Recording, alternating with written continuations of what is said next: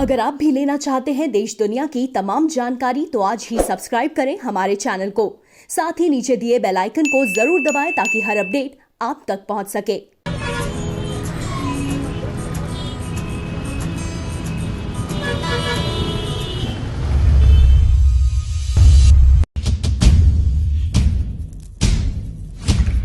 नमस्कार, प्रवासाक्षी news network के खास कार्यक्रम चाय पर समीक्षा में आप सभी का स्वागत है। इस सप्ताह के राजनीतिक सामाजिक मुद्दों की बात करें तो कोरोना वायरस, लॉकडाउन और राहत पैकेज, ये बड़ी खबर रहे। लॉकडाउन 4 की घोषणा प्रधानमंत्री नरेंद्र मोदी ने अपने राष्ट्र के नाम संबोधन में कर दी थी और ये जो लॉकडाउन 4 है पहले के 3 लॉकडाउनों से अलग है, नए रंग रूप में है, काफी राहतों भरा है। कोरोना वायरस जो है उसके संक्रमण के मामले लगातार बढ़ते जा रहे हैं, 80,000 को पार कर चुके हैं। अगर हम देखें, महाराष्ट्र अभी भी नंबर 1 पे बना हुआ है, उसके बाद गुजरात है, तमिलनाडु है, दिल्ली है और भी राज्य इस संक्रमण से जूझ रहे हैं। वहीं अगर हम बात करें राहत पैकेज की तो दुनिया के बड़े राहत पैकेजों में से एक पैकेज भारत की सरकार ने घोषित किया।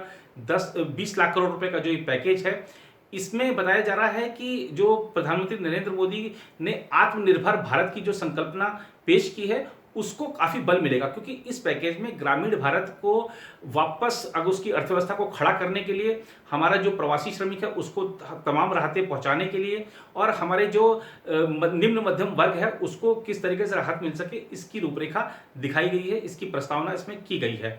वहीं अगर हम देखें, जो कांग्रेस की तरफ से राजनीति हुई है, जो विपक्ष शासित राज्यों की तरफ से राजनीति हुई है, वो कहती है कि जो बीजेपी है, जो केंद्र सरकार है, वो सबको साथ लेकर चलने का प्रयास नहीं कर रही, जबकि बीजेपी कह रही है, केंद्र सरकार कह रही है हम सबको साथ लेकर चल रहे हैं। उल्टा कांग्रेस पर ही आरोप लगाया है कि हर बात पे, हर चीज में सिर्फ आलोचना की राजनीति की जा रही है। ये संकट का समय है, साथ चलने का समय है, ना कि राजनीति करने का। अब देखिए कि महाराष्ट्र में उद्धव ठाकरे जो मुख्यमंत्री हैं वहाँ के, उनके लिए राहत भरी बात ये रही कि वहाँ पर विधान परिषद के चुनाव हो गए जिसमें वो निर्वाचित हो गए हैं, उनकी मुख्यमंत्री पद की कुर्सी बच गई है। ऐसे ही देखिए हम, जो पश्चिम बंगाल की सरकार है और रेल मंत्रालय, दोनों इस सप्ताह आपस में भिड़े रहे। रेल मंत्रालय ने सीधा सीधा आरोप लगाया पश्चिम बंगाल की सरकार पर कि आप श्रमिकों के लिए स्पेशल ट्रेनें चलाने की अनुमति नहीं दे रहे हैं और अपने श्रमिकों को वापस नहीं ले रहे हैं। पश्चिम बंगाल सरकार ने इसका प्रतिवाद किया है। वहीं प्रवासी श्रमिकों की जो समस्या है वो इस सप्ताह भी काफ़ी ज्वलंत बनी रही। हादसों में जिस तरह से प्रवासी श्रमिकों की मौत हुई है, विभिन्न दुर्घटनाओं में, या जो चलते चलते बस पैदल चलते चलते छाले पड़ते जा रहे हैं, कुछ महिलाओं ने जिस तरीके से प्रसव पीड़ा उनको रास्ते में हुई, उन्होंने बच्चे को जन्म दिया और आगे पैदल बढ़ चली, वो सब विषय ऐसे रहे कि सरकार पर दबाव बना। सरकार ने बार बार ये कहा है कि हम राहत के उपाय कर रहे हैं और सरकार ने उन राहत के उपायों की सूची भी गिनाई। फिलहाल आइए देखते हैं ये जो सारी घटनाएं हैं इस सप्ताह की, उसकी समीक्षा करते हैं और हमारे जो पाठकों के, हमारे जो दर्शकों के प्रश्न आए हैं उसमें से हमने कुछ 3 प्रश्नों का संकलन किया है, जो कि बहुत सारे प्रश्नों का कह सकते हैं कि निचोड़ है वो 3 प्रश्न। उन 3 प्रश्नों के सटीक जवाब भी देने का प्रयास करते हैं।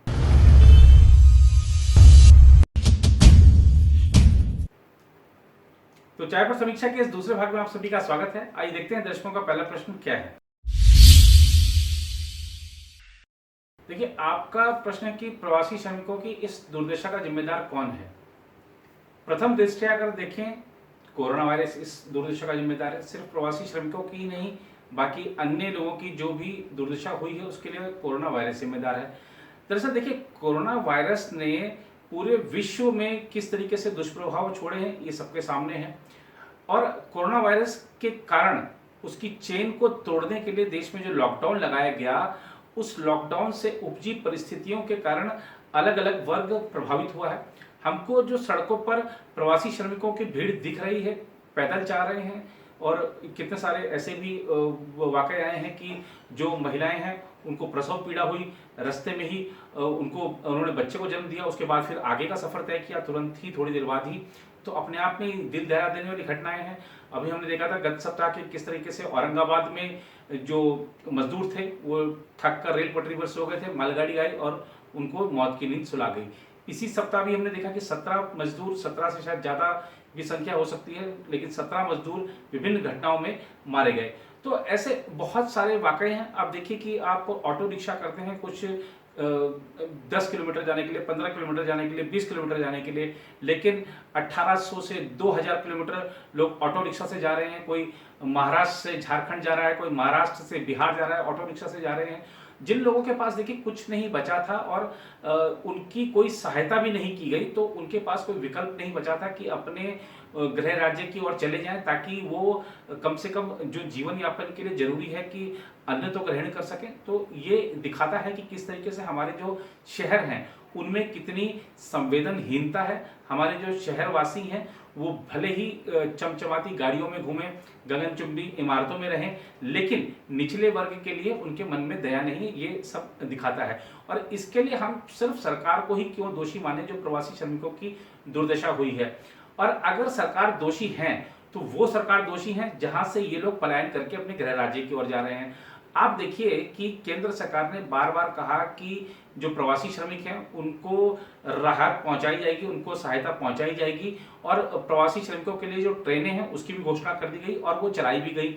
अब तक अगर हम बात करें तो जब हम ये कार्यक्रम कर रहे हैं तो 850 से ज्यादा ट्रेनें चल चुकी हैं प्रवासी श्रमिकों के लिए। जो स्पेशल ट्रेनें थी उसमें 10 लाख से ज्यादा प्रवासी श्रमिक अपने अपने गृह राज्यों की ओर जा चुके हैं, वहां पर सकुशल पहुंच चुके हैं। जिनको क्वारंटाइन किया जाना था उनको क्वारंटाइन किया गया है।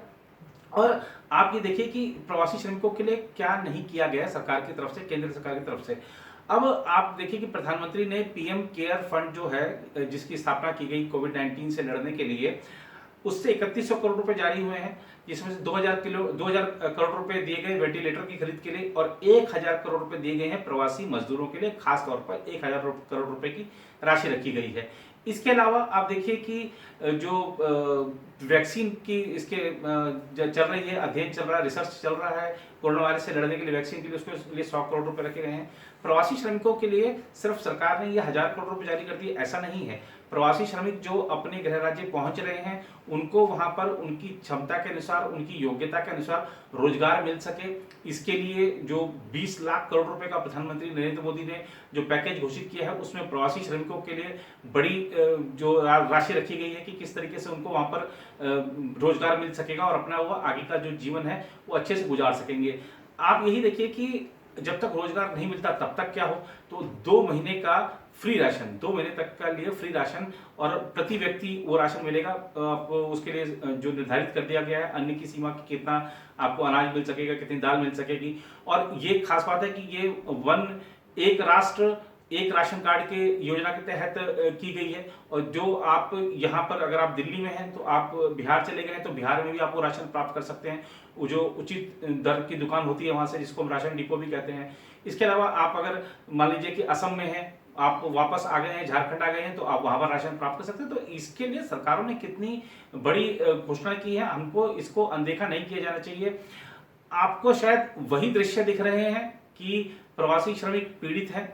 और देखिए सबसे पहली बात यह है कि जो राज्य सरकारें, जैसा कि हमने अभी पहले भी कहा कि वो राज्य सरकारें जहां से ये पलायन कर रहे हैं उनको, उनके माथे पर ये दोष मढ़ा जाना चाहिए। क्यों मढ़ा जाना चाहिए, अब आप ये सुनिए। दरअसल ये जो प्रवासी श्रमिक हैं अब तक उस राज्य की अर्थव्यवस्था में बड़ा योगदान कर रहे थे, अपनी मेहनत से इमारतें बना रहे थे, जो बुनियादी ढांचागत परियोजनाएं होती हैं उनका निर्माण कर रहे थे, जो ठेली लगा के सब्जी बेच रहे थे, तो जो इलाके में जब लोग सब्जी खरीदते थे तो उसका अर्थव्यवस्था को किसी न किसी तरीके से बढ़ावा मिलता था। अब आज उनके पास रोजगार नहीं है, तो आप एक सरकार के पास, और खासतौर पे केंद्र सरकार ने कहा भी है कि जो आपदा राहत फंड है उसका आप प्रवासी श्रमिकों पे खर्च कीजिए, आप खाना खिलाइए उनको, उनकी जो यात्रा के लिए खर्च कीजिए, तो केंद्र सरकार ने अपनी तरफ से कहा है। अब आप अगर मान लीजिए प्रवासी श्रमिक आपके यहाँ पर 10-20 लाख अगर हैं, तो आप क्यों नहीं जिला स्तर पर, जब तक कि उनकी ट्रेनों की व्यवस्था नहीं हो जाती, जब तक कि उनकी बसों की व्यवस्था नहीं हो जाती, आप उनके लिए लंगर ही चला दें। और वो कोई, आप उनको कोई बहुत बेहतरीन आपके मेन्यू में 4-5 चीजें, 8-10 चीजें तो नहीं मांग रहे हो, आप उनको दाल चावल भी दे देंगे, आप उनको पूरी सब्जी भी दे देंगे, वो कम से कम अपना पेट तो भर लेंगे। और अभी आप देखिए कि किस तरीके से कुछ जो स्वयंसेवी संस्थाएं होती हैं या निजी तौर पर लोगों ने थोड़ा बहुत जो प्रवासी श्रमिकों को दिया, उसके लिए क्या लाइन लगती है, क्या मारपीट होती है एक रोटी के लिए। तो ये स्थिति अगर आई है तो इसके लिए राज्य सरकारें दोषी हैं। वो राज्य सरकारें जहां से ये प्रवासी श्रमिक जा रहे हैं, चाहे वो महाराष्ट्र की हो, चाहे गुजरात की हो, चाहे दिल्ली की हो, चाहे ऐसे ही कोई भी और समृद्ध राज्य हो जहां से ये लोग पलायन कर रहे हैं। तो आपको इन प्रवासी श्रमिकों को रोकना चाहिए था। आपको खाली अगर आप इनके भोजन की व्यवस्था कर देते, आप इनके आश्रय की व्यवस्था कर देते, तो ये लोग आज मजबूर नहीं होते कि इनको हजारों किलोमीटर पैदल चल के अपने घर जाना पड़ रहा है, पैरों में छाले पड़ गए। आप देखिए महिलाएं क्या अब सूटकेस पे बच्चे को खींचते हुए ले जाने की जो तस्वीर है कितनी दर्दनाक है, वो कितनी हृदय विदारक है, भाव विवल हो जाएगा कोई भी व्यक्ति उस तस्वीर को देखकर। तो ये सब चीजें ना होती अगर राज्य सरकारें समय पर चेती होती, अपनी भूमिका इस प्रवासी श्रमिकों की समस्या को सुलझाने में लगाई होती। अभी तो ये हो गया, ये तेरे मजदूर ये मेरे मजदूर, वो उत्तर प्रदेश का है, वो बिहार का है, वो झारखंड का है, वो असम का है। ये मजदूर देखिए राष्ट्र निर्माण में सबसे अहम भूमिका निभाते हैं। ये ईंट में खाली सीमेंट ही नहीं लगता है जोड़ने के लिए, उसमें इनका पसीना भी लगता है, खून भी लगता है। तो ऐसे राष्ट्र निर्माण करने वालों को आपने ये तेरा है ये मेरा है, मेरे वाले को मैंने बुला लिया, तेरे वाले को तुम ले जाओ, तो ये कोई तरीका नहीं था मजदूरों से निपटने का और मजदूरों की समस्या को हल करने का लिए संवेदनशील होना चाहिए था। और आप देखिए कि जो राज्य सरकारें हैं अभी क्या हो रहा है, पश्चिम बंगाल में क्या हो रहा है, कांग्रेस शासित राज्यों में क्या हो रहा है। रेल मंत्री पीयूष गोयल ने क्या कहा है, अब आप देखिए रेल मंत्री पीयूष गोयल कह रहे हैं कि जो कांग्रेस शासित राज्य सरकारें हैं, पश्चिम बंगाल की तृणमूल कांग्रेस की सरकार है, ये लोग अपने श्रमिकों को वापस ही नहीं ले रहे हैं, ट्रेनें हमको चलाने की इजाजत ही नहीं दे रहे हैं। जब देखिए कि वो स्पेशल ट्रेन चलती है तो जिस राज्य से वो ट्रेन चलनी है वहां के लोगों को ले जाना है, जिस राज्य में ले जाना है, तो दोनों जगहों के दोनों राज्य सरकारों की अनुमति चाहिए होती है। अब इसने ले जाने की तो दे दी इस राज्य सरकार ने कि आप ले जाइए, अब वो जिनके यहाँ जाना है वो अनुमति नहीं दे रहे हैं कि हमारे ट्रेनें बताइए। अब जो तृणमूल कांग्रेस की सरकार है पश्चिम बंगाल में वो कह रही है कि हमने 105 ट्रेनें आपको कहा है कि आप 105 ट्रेनें एक महीने में चलाइए। रेल मंत्री बता रहे हैं कि 40 लाख प्रवासी श्रमिक खाली पश्चिम बंगाल जाने के लिए तैयार हैं और 40 लाख तब पहुंचेंगे जब वो 105 ट्रेनें महीने में नहीं 105 ट्रेनें रोज चलाएं। रेल मंत्रालय ऐसा करने के लिए तैयार है, लेकिन रेल जो पश्चिम बंगाल सरकार है अनुमति तो दे। और वो तो ये भी कह रहे हैं कि कांग्रेस शासित राज्य जो है वो मंजूरी नहीं दे रहे हैं। तो अगर हम ट्रेनें चलाना चाहते हैं छत्तीसगढ़ में, चाहे राजस्थान में, चाहे पंजाब में, तो अगर ये लोग अनुमति दें तो हम ज्यादा से ज्यादा ट्रेनें ले जाने को तैयार हैं। और ट्रेनें अगर जाएंगी इन राज्यों में तो खासतौर पर देखिए आपकी इस तरीके के जो दृश्य हैं, जो लोग रोड पे चल रहे हैं, रिक्शा पे जा रहे हैं, साइकिल पे जा रहे हैं, ऐसी स्थिति नहीं आएगी। धूप कितनी पड़ रही है उत्तर भारत में, आप देखिए लोग पैदल चल रहे हैं। जरा सा सरकारों को संवेदनशील होना चाहिए। और आप देखिए कि जो रेल मंत्रालय है उसने बताया है कि उत्तर प्रदेश में अब तक लगभग 450 से ज्यादा ट्रेनें जा चुकी हैं।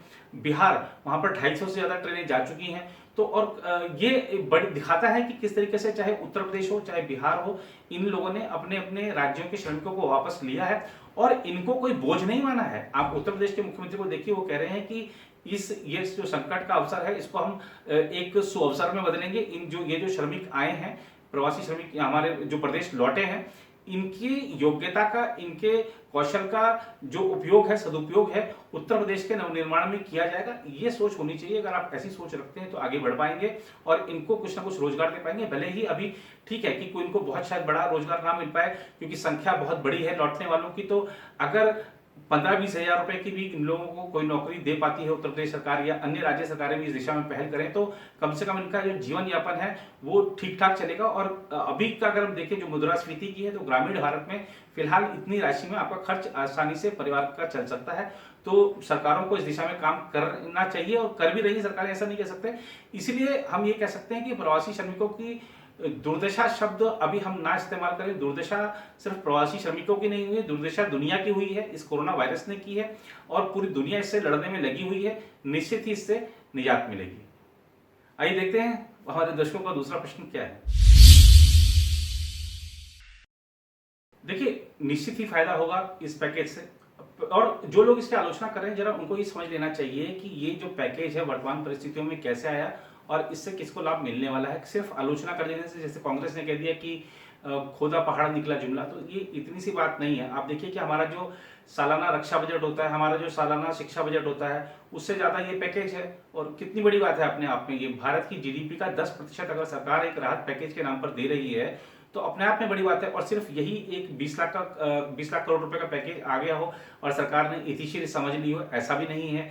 आप ये देखिए कि ये जो पैकेज आया है ये हो सकता है कि एक शुरुआत हो, आने वाले समय में सब कुछ एक बार में दे दिया जाए। पहला प्रश्न तो ये होना चाहिए जो लोग आलोचना कर रहे हैं कि सब कुछ एक बार में दे दिया जाए। क्या धीरे धीरे करके सरकार राहत देती है कि पहले चरण में आपने इतनी बड़ी राहत दी है, उसका कितना असर हुआ है, कितना क्रियान्वयन हुआ है, उसके उससे किन क्षेत्रों को राहत नहीं पहुंची है, कौन से क्षेत्र अछूते रह गए हैं, अगले कदम में हो सकता है उसकी भी व्यवस्था की जाए। थोड़ा संयम धैर्य रखने की जरूरत है, उतावलेपन से काम नहीं चलेगा। देखिए वैश्विक अर्थव्यवस्था मंदी की गिरफ्त में है, भारत भी उनमें से एक है जहां पर मंदी इस समय है, बेरोजगारी बढ़ी है। लेकिन आप देखिए महंगाई, इस समय महंगाई की जो दर है उसके हालांकि पूरे आंकड़े नहीं है, लेकिन महंगाई की दर आसमान नहीं छू रही है, जबकि दूसरे देशों में ऐसा हो चुका है।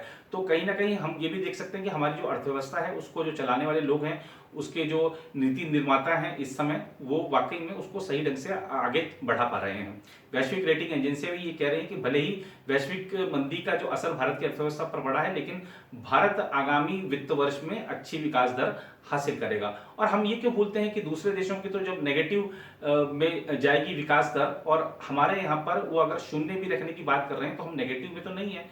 ये बात खैर अलग विषय हो सकता है, लेकिन अगर हम पैकेज की ही बात करें तो 20 लाख करोड़ रुपए का पैकेज दिया गया है। इसमें से हम देखें तो जो वित्त मंत्री ने पहले एक ऐलान किया था या आरबीआई ने जो अलग ऐलान किए थे, उन सबको कुल मिलाकर ये 20 लाख करोड़ का पैकेज था। अब आप देखिए कि किस तरीके से जो हमारी भारत की जो ग्रामीण अर्थव्यवस्था है, हमारी जो कृषि आधारित अर्थव्यवस्था है, हमारा जो एमएसएमई सेक्टर है जो कि सबसे ज्यादा रोजगार देता है, उनको खड़ा करने के लिए वापस अपने पैरों पे वो खड़े हो सकें, मजबूती के साथ खड़े हो सकें, और ग्रामीण क्षेत्रों में जो भी परेशानियां हैं वो सब दूर हो सकें, इस जो पैकेज में इन सब के प्रावधान किए गए हैं। हमारे जो किसान हैं, किसान भाई हैं, चाहे वो खेती किसानी से जुड़े लोग हैं, पशुपालन से जुड़े लोग हैं, मत्स्य पालन से जुड़े लोग हैं, जो मधुमक्खी पालन से जुड़े लोग हैं, शहद जो बनाते हैं और बेचते हैं, उनसे वो जो काम करते हैं, सबकी चिंता की गई है। सबके लिए राहतों के अंबार हैं। जो इनके लिए कानूनों में संशोधन है, इनको राहत पहुंचाने के लिए कानूनों में संशोधन की बात कही गई है, और फंड बड़े बड़े बना दिए गए हैं। जो कोल्ड स्टोरेज की समस्या से किसान पीड़ित रहते हैं कि कोल्ड स्टोरेज नहीं है और भंडारण की क्षमता नहीं होती है इन लोगों के पास, तो सब समस्याओं का समाधान निकाला गया है। एमएसएमई सेक्टर को आप देखिए कि जो लोन की उनको गारंटी दी गई है, और जो हमारे रेडी पटरी वाले हैं जो बिल्कुल इस लॉकडाउन से शायद सबसे ज्यादा प्रभावित हुए वो लोग, कि उनके पास क्योंकि वो रेडी नहीं लगा पाए, पटरी बाजार पे नहीं लगे, तो वो अपना जो जीवन यापन उनके लिए बड़ा मुश्किल हो गया, तो उनको 10-10 हजार रुपए का जो कर्ज की बात कही गई है। तो ऐसे बहुत सारे कदम हैं जो कि सरकार ने उठाए हैं, और निश्चित रूप से जो हमारा बिल्कुल श्रमिक वर्ग है, और खास तौर पे जो प्रवासी श्रमिकों के लिए जो प्रावधान किए गए हैं बजट में, अब देखिए कि इन सबका असर जरूर पड़ेगा।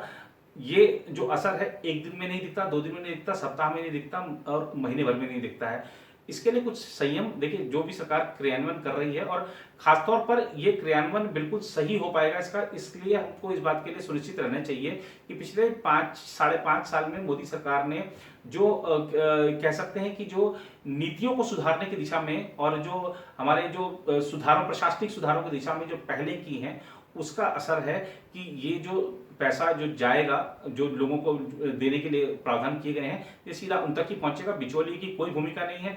आप देखिए कि जो जनधन खाते की माध्यम से हो, चाहे वो डीबीटी के माध्यम से उनके खातों में सीधा ट्रांसफर की बात हो, तो इसमें कहीं कोई बिचौलिए की भूमिका बची नहीं है। अब वो स्थिति नहीं है कि ये पैसा राज्य को भेज दिया गया है और राज्य ने फिर आगे वो हमारे पंचायतों में भेज दिया, पंचायत में फिर वो सही से जा रहा है नहीं जा रहा है, तो वो सब अब 3-4 स्टेप नहीं, अब सीधा जो भी हितधारक है उसके खाते में पैसा जाता है। तो अब चिंता नहीं करनी चाहिए। और आप देखिए कि हर सेक्टर की चिंता की गई है इस पैकेज में। आप जो हमारे लघु उद्योग, कुटीर उद्योग, मध्यम उद्योग हों, चाहे हमारे जो निम्न मध्यम वर्ग है, जो उसके लिए अगर कुछ टैक्सों में राहत देने की बात हो, जो टीडीएस और टीसीएस में 25% की कटौती की बात हो, चाहे हमारा वो पर्यटन उद्योग हो, होटल उद्योग हो, अन्य जो हमारे उद्योग हैं, उनको राहत कुछ ना कुछ दी गई है। देखिए सरकार के पास भी ऐसा नहीं है कि सब कुछ जो पैसा है वो खजाना लुटा दे, क्योंकि जो सरकार को अभी आगे ये कोरोना वायरस का जो कहर है कितना चलेगा, आगे भी अर्थव्यवस्था को कब कब बूस्टर देने की जरूरत पड़ेगी, इसके लिए सरकार सारा कुछ लुटा नहीं सकती। सरकार सारे खजाने के सारे द्वार अभी तुरंत नहीं खोल सकती है, लेकिन बहुत बड़ा पैकेज दिया गया है। इस बात को सिर्फ इस बात से नहीं खारिज किया था। और दूसरा क्या होता है कि आप देखिए कि बड़ा शहरों में एक चीज देखने को मिलती है जो कि ठीक नहीं है। वो इसलिए हम कह रहे हैं कि आप सोचिए कि जिस साधन संपन्न व्यक्ति भी कहता है कि ये जो पैकेज है इससे मेरी जेब में कुछ नहीं आया, भैया आपकी जेब में क्यों आए? पहली बात ये है, ये जो राहत पैकेज है, आप राहत पैकेज की उम्मीद क्यों कर रहे हैं अपने लिए? ये राहत पैकेज उसके लिए है जिसके पास आय का कोई साधन नहीं है। ये राहत पैकेज उसके लिए है कि कोई व्यक्ति भूखा ना रहे। और ये राहत पैकेज उस व्यक्ति के लिए है जो बेचारा सड़कों पर चले जा रहा है, उसको बस तक की सुविधा नहीं उपलब्ध है। तो ये राहत पैकेज किसानों के लिए है जो कड़ी धूप में काम कर रहा है, उसकी फसल जो लॉकडाउन की वजह से वो काम नहीं कर पाया या काट नहीं पाया, उसको मजदूर नहीं मिले, काट नहीं पाया तो नुकसान हो गया उसको, या मौसमी जो बेमौसमी बरसात हो गई है, ओले पड़ गए तो उसकी फसल खराब हुई, उसके लिए। तो ये हर एक व्यक्ति को ये सोचना चाहिए कि मेरी कुछ नैतिक जिम्मेदारियां हैं, मैं कर अपना समय पर अदा करूं, पूरा अदा करूं, और मेरे को राहत की उम्मीद नहीं रखनी चाहिए। क्योंकि देखिए, देश बचा रहेगा तो हम बचे रहेंगे। हम आज साधन संपन्न है, देश अगर नहीं रहा, देश की अर्थव्यवस्था अगर डूब गई तो हम भी साधन संपन्न नहीं रहेंगे। बात समझनी चाहिए, सोचनी चाहिए, और जो जरूरतमंद है उसी को राहत मिलनी चाहिए, उसी को ये पैकेज का फायदा मिलना चाहिए। तो जो लोग साधन संपन्न होने के बावजूद इस तरीके की राहत की हमको राहत नहीं मिली और राहत पर सवाल उठाते हैं, तो वो बिल्कुल नाजायज है। और सरकार ने ये जो राहत का पैकेज जो लेकर आई है, इसको कांग्रेस ने कह दिया है कि ठीक है, जुमला है, लेकिन कांग्रेस को सोचना चाहिए कि इससे पहले जब भी ऐसी कोई वैसे कांग्रेस के शासनकाल में इतनी कोई बड़ी आपदा आई नहीं, लेकिन कांग्रेस को ये सोचना चाहिए कि जब जब ऐसी मुसीबतें आई हैं उसने क्या क्या कदम उठाए हैं, जरा उस पर एक श्वेत पत्र ले आए, तो शायद सरकार की आलोचना करना उनके लिए जायज होगा। लेकिन कांग्रेस को ये सोचना चाहिए कि संकट कैसे समय में हर बार हर कदम की आलोचना, आप देखिए कि पहले दिन से, जिस दिन से सरकार कोरोना वायरस के खिलाफ लड़ रही है, ऐसा कौन सा कदम है कि कांग्रेस ने उसकी तारीफ कर दी हो। उन कदमों की जिनकी कांग्रेस तारीफ नहीं कर रही है, उन कदमों की पूरी दुनिया प्रशंसा कर रही है। तो अपने आप में जाहिर हो जाता है कि कहां राजनीति हो रही है और कहां राष्ट्रनीति की तारीफ हो रही है। आइए देखते हैं हमारे दर्शकों का अगला सवाल क्या है। देखिए, लॉकडाउन बढ़ाना पड़ रहा है तो इसको हम ये कहें कि सरकार की रणनीति काम नहीं कर रही है, ये ठीक नहीं है। लॉकडाउन सिर्फ भारत में बढ़ाया जा रहा है, ऐसा नहीं है। आप देखिए, दुनिया के बहुत से देशों ने lockdown 1, lockdown 2, lockdown 3, lockdown 4, lockdown 5 किया। क्योंकि ये देखिए क्या होता है कि जब सरकार लॉकडाउन बढ़ा रही है तो उसका कुछ उसके पीछे मकसद होता है कि हमारे को ये जो संक्रमण को फैलने से रोकना है। अब भारत में आपने देखा कि पहले 2 चरण जो थे लॉकडाउन के, वो बहुत सख्ती के साथ लागू किए गए। तीसरे चरण में काफी ढील दी गई है, और कह सकते हैं कि ये जो ढील है काफी क्या बहुत ज्यादा ढील दी गई है, इसका लोगों ने बेजा फायदा भी उठाया। अब जो चौथा चरण लागू किया जा रहा है, उसके लिए प्रधानमंत्री ने जब राष्ट्र के नाम अपना संबोधन इस सप्ताह दिया था, तभी कह दिया था ये चौथा जो लॉकडाउन है ये नए रंग रूप में होगा, पहले वालों से बिल्कुल अलग होगा, जो कि है भी, और इसमें कई सारी रियायतें भी हैं। अर्थव्यवस्था को धीरे धीरे पटरी पर लाने का प्रयास भी दिख रहा है इसमें। और जाहिर सी बात है, क्योंकि प्रधानमंत्री भी कह चुके हैं कि अब कोरोना वायरस के साथ जीना सीखना होगा, ये वायरस लंबे समय तक रहने वाला है, और लेकिन हमें आगे बढ़ते जाना है, और आगे बढ़ते जाने के लिए हमें चीजें खोलनी पड़ेंगी। और जो सावधानी और सतर्कता के साथ जीना होगा, घरों में बंद कब तक रहें, ये बात भी जायज है। और जो आप देखिए राज्य सरकारें हैं, अब देखिए प्रधानमंत्री की विशेषता ये है कि वो इस मामले में, जब से कोरोना वायरस का ये प्रकोप आया है भारत में, तब से प्रधानमंत्री मुख्यमंत्रियों के साथ लगातार सीधा संवाद कर रहे हैं, या तो वीडियो कॉन्फ्रेंसिंग के माध्यम से होता है या टेलीफोन के माध्यम से होता है, और सभी को विश्वास में लेकर चल रहे हैं, सभी को साथ लेकर चल रहे हैं। और यही कारण रहा है कि आप देखिए कि राज्य सरकारें भी लगातार ये बात कह रही हैं कि अगर कुछ एक आध को छोड़ दें तो केंद्र से को पूरा सहयोग मिल रहा है, ऐसा सभी राज्य सरकारें कह रही हैं। जहां तक बात है कि लॉकडाउन 4 की, अब लॉकडाउन 3 में हमने देखा था कि किस तरीके से केंद्रीय गृह मंत्रालय ने ऑरेंज, ग्रीन और रेड जोन में सभी देश के सभी जिलों को बांट दिया था, जिसके हिसाब से वहां पर ढील दी जाए या नहीं दी जाए, क्या खोला जाए क्या नहीं खोला जाए, इन सब की जो स्वरूप रचा गया था। अब कुछ राज्यों ने सवाल उठाया है कि जो लॉकडाउन है या जो भी रेड जोन, ग्रीन जोन और ऑरेंज जोन की जो व्याख्या करने की बात है, ये राज्यों पर छोड़ा जाना चाहिए। प्रधानमंत्री का जो अभी मुख्यमंत्रियों से संवाद हुआ गत सप्ताह, उसमें प्रधानमंत्री ने जब मुख्यमंत्री से बातचीत की तो मुख्यमंत्री ने यही कहा कि हमें अवसर दिया जाए कि हम अपने राज्य के बारे में निर्णय करें, और जो हमारी संघीय जो ढांचा है उसको प्रधानमंत्री हमेशा से फॉलो करते आए हैं। राज्य के मुख्यमंत्री थे गुजरात के तब भी, और अब केंद्र में प्रधानमंत्री हैं पिछले लगभग 6 वर्षों से तब भी। तो उन्होंने यही कहा कि ठीक है, राज्य जो भी राज्य सरकारें हैं एक प्रारूप बना के भेजिए, प्रस्ताव बना के भेजिए कि आप क्या चाहते हैं अपने राज्य के लिए, उसके आधार पर केंद्र निर्णय लेगा, और उसके आधार पर केंद्र ने निर्णय लिया है। और इसमें राज्यों की भूमिका रही है, जैसे अधिकांश राज्यों ने प्रधानमंत्री के साथ सीधे संवाद के दौरान कह दिया था कि हम लॉकडाउन को बढ़ाना चाहते हैं, कुछ ने कहा था कि हम खुलना चाहते हैं, क्योंकि धीरे धीरे पटरी पर लानी पड़ेगी अर्थव्यवस्था को। कुछ ने कहा था कि हमारे पास जो स्टाफ है उसको सैलरी देने के तक के पैसे नहीं हैं, और इसीलिए शराब की दुकानों को भी राज्य सरकारों ने खोलने के लिए बार बार कहा था कि राजस्व में कुछ तो आए, कुछ तो पैसा आए जिससे कि काम चल सके। तो अब इन सब मुद्दों पर राज्य सरकारों से मिली सिफारिशों के बाद और प्रधानमंत्री ने जो कई विशेषज्ञ समितियां बनाई हैं उन सबसे चर्चा करने के बाद, अन्य जो विशेषज्ञ लोग हैं उनसे चर्चा करने के बाद ये निर्णय लिया गया है। और जाहिर सी बात है कि सबका उद्देश्य एक ही है कि संक्रमण फैलने से रुके, जो इस कोरोना वायरस से जो मौतें हो रही हैं वो रुकें, लोग स्वस्थ होकर घर जाएं।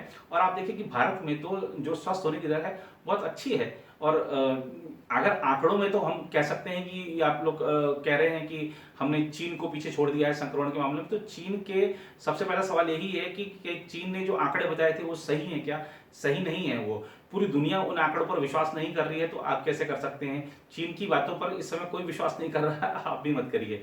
और जो हमने ठीक है आंकड़ों में संक्रमण के मामलों में अगर जो चीन ने आधिकारिक आंकड़े बताए उसमें ठीक है पीछे छोड़ दिया, लेकिन आप देखिए कि हमारी जो यहाँ पे जो मृत्यु की दर है वो कितनी, कह सकते हैं कि कितनी कंट्रोल में है। और कह सकते हैं कि हमारी जो चाहे केंद्र की सरकार हो, राज्य की सरकार हो, सबने बहुत समन्वित प्रयासों से इन सब स्थितियों पर काबू पाया है। आप देखिए कि आज से जब ये कोरोना वायरस यहाँ पर आया तब हमारे पास एक जांच लैब नहीं था, आज हमारे पास जांच लैबों की संख्या लगभग 300 के आसपास पहुंच गई है। आप देखिए कि हमारे पास हम पीपीई किट नहीं बनाते थे, हम N95 मास्क नहीं बनाते थे, आज 2 लाख N95 मास्क बना रहा है भारत, आज पीपीई किट बना रहा है भारत। हमारी नेवी ने भी पीपीई किट का एक पेटेंट हासिल कर लिया है रक्षा मंत्रालय के सहयोग से, और हमारे नेवी ने जो पीपीई किट बनाया है वो सस्ता भी है। और अब देखिए कितने प्रयोग हो रहे हैं। भारत को आत्मनिर्भर बनाने का जो संकल्प प्रधानमंत्री नरेंद्र मोदी ने दिलाया है, भारत उस पर आगे बढ़ चला है। और भारत की एक खासियत रही है, भारत तो आत्मनिर्भर देश था, जो ठीक है जो आक्रांता आए जिन्होंने भारत को बिल्कुल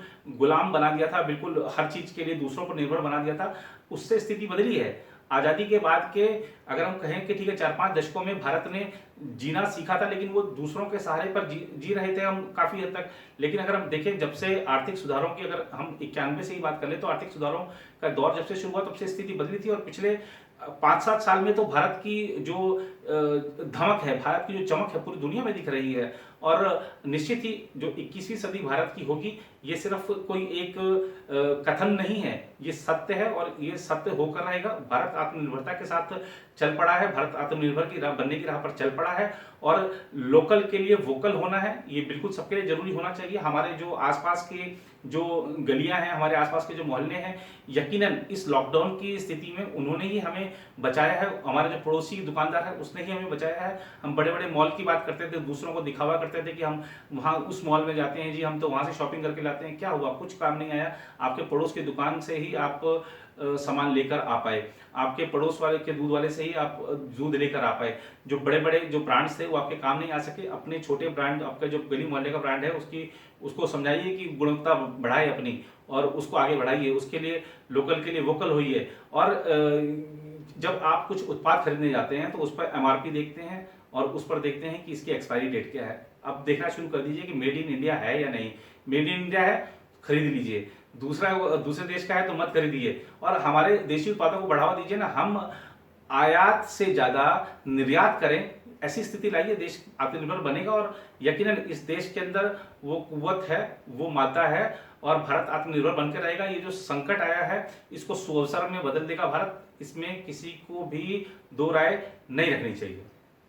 फिलहाल आज के कार्यक्रम में इतना ही। बाकी अगले सप्ताह आपसे फिर मिलेंगे इसी कार्यक्रम में इसी समय।